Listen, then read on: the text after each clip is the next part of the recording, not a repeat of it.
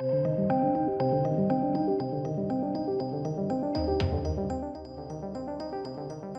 welcome ladies and gents. So, the Lord of the Rings, the Rings of Power, obviously is going to be a massive departure from anything Tolkien related. To some degree, we know that already. Although Amazon has the rights to the books, they can't make anything about them. Or something along those lines. It's very strange. The whole setup is just very, very bizarre. And so obviously the writers have resorted to making stuff up. They're sort of filling in the gaps. And I think the dialogue was to the effect of trying to make the Tolkien book that Tolkien didn't make with respect to sort of the Silmarillion and things like that. So, there's a sufficient amount of disdain for this series on the lead up to it. There's been some very strange decisions revealed to us. Sex where, in a show, or, well, I guess a universe that is sexless typically. Completely redundant to have sex in this fantasy world. It's not Game of Thrones. It's not about the opulence of class structures and sort of greed and things like that. It's never been about that. It's just good versus evil. So very, very strange decisions. But what we've got now is the first look at the Orcs, which have been a mainstay in Lord of the Rings. And this comes to us from IGN. And it's interesting. It is interesting to have some of this stuff revealed. I'm not going to sit here and say that it's amazing. The design work is quite good, but the first look is very, very odd. It's like some of the hats are just a bit strange. So I thought we would take a look at it together, ladies and gents. And I hope you're all well today. IGN has the exclusive first look. And these are... Oh, some music there. So these, at the end of the First Age, Orcs were brought to near extinction in the War of Wrath. And in the Rings of Power, set in the Second Age, Orcs are scattered over Middle-earth, fighting for their survival. So these are like old-timey kind of Orcs. So let's just sort of, scoot back here and have a look. I mean, it looks like he's wearing snakeskin. It's a bit odd. I don't know whether I hate it or anything like that. I certainly am sort of indifferent to how it all looks at the moment. And the problem is that when you reveal a whole bunch of very strange decisions in marketing choices, then you come out with this, it makes people second guess it. And I guess that's kind of what I'm doing. I'm looking at it and going, well, they made some strange choices. Maybe this is also going to be dumb as a result of that. So we have this guy here. We'll have a look at some images in a moment. This guy here, the eyes, they've nailed the eyes, and I know that they're just contacts and things like that. But, some of it looks good, some of it looks meh, not so great.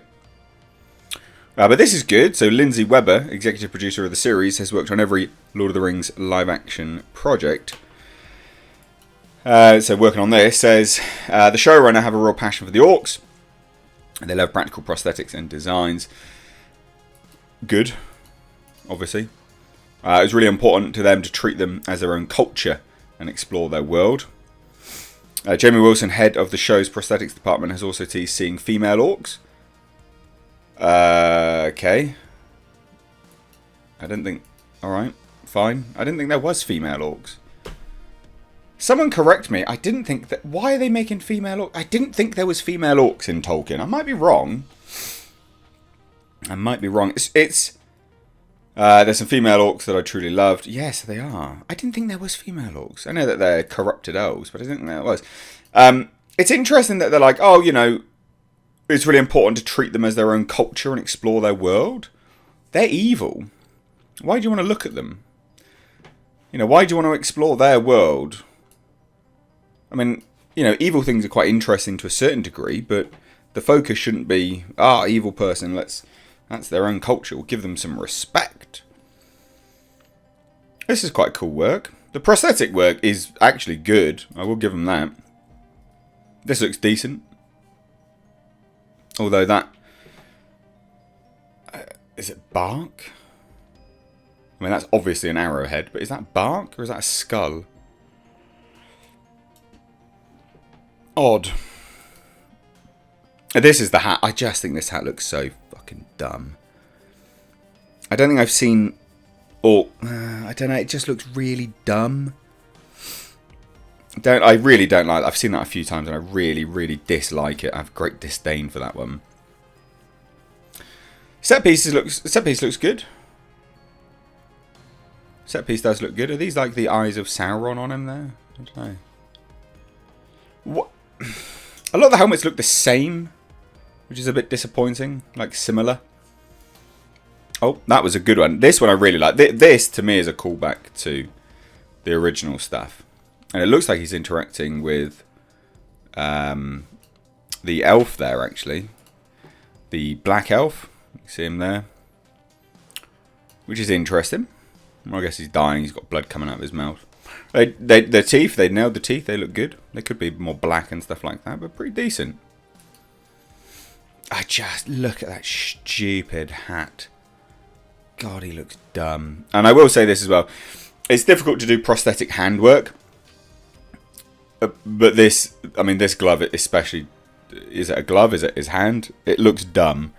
It is difficult to do hands. You know, I know that. I've made a film where we had prosthetic hands, and they're difficult to do. They're difficult to grip things properly. As you can see here, he's struggling to grip. So I guess it's a prosthetic. I just think that hat is so lame. But there we have it. I mean, there's not a whole lot else to go into, really. The female orc thing is a bit concerning. I didn't think we had female orcs in this. Now, they say, look, we spent a lot of time talking about what it would mean to be an orc in the Second Age. It felt appropriate that their look would be different, part of a wilder, more raw Second Age Middle-earth, closer to where the First Age ends. As we meet them, they're not yet organised into armies. They're a little more scattered, and they've been scavenging, so it's just a different time in their total story. Interesting. The orcs kind of disappeared. Everyone thought, yay, they've been wiped off Middle-earth. But really they regressed into the dark in small little groups and hid away and lived in tunnels and sort of under Middle-earth, because the only way they could hide, because of course they were hunted for so long. So this is really them coming back out as they reform under a so-called new leader who's going to lead them forward.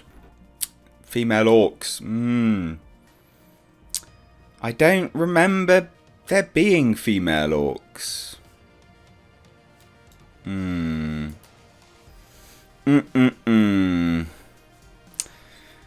Yeah. They say this. Given these orcs look so much different from their future selves, Wilson was able to break down how they approach their appearance. The way I described it to my team, it's a bit like these are the baby versions. They're not actually babies, but it's them coming out from the darkness. This is early on. So for example, if you go to the past films about them, you'll see them and they're quite battle damaged and scarred and all that kind, because there's been lots more battles. It's kind of before the next range of big battles. That female thing's concerning to me. I'll have to give that a Google. I did not think that there was female orcs, but let me know what you think. The rest of it's a bit pointless. I'm not really going into it, but orcs, yay or nay? Female orcs, yay or nay?